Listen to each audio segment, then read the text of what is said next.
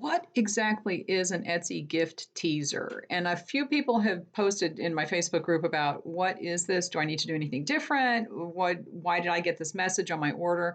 Basically, an Etsy gift teaser is something that Etsy gives someone who's buying a present for someone an opportunity to send to the person who's going to be receiving the present. So let's say that I come to your shop and I'm buying a present for someone, it's going to go directly to them.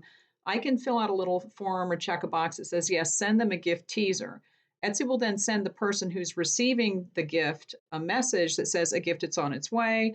And then the person who bought it can also choose to have a little link that the person can go to see what the gift is if they want to do that.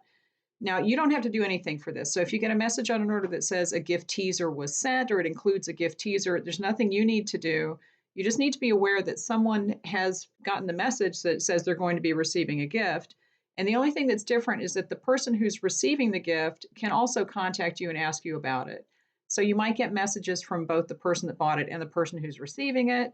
It's okay to answer those messages because before this you couldn't really do that, and if someone contacted you and said, who sent me this, you can't really give out customer information. But now that you can, because Etsy has told them something is coming and it says who it's from and the whole thing. So you don't need to do anything specifically different, but if you do receive a message from the person that's receiving the gift, you can answer questions about it. Now, the one thing I will say to remember is that only the person who bought the gift can leave a review. The person who's receiving the gift can't leave a review and they can't request a refund. So it's still going to be up to the person that purchased it to file a claim if anything goes wrong, or to, ask for a refund or whatever, or to leave a review. So don't worry about getting two reviews from two different people just because that's in play. That's not how it works. Only the person that purchased can leave a review or file a claim, ask for a refund, that kind of thing.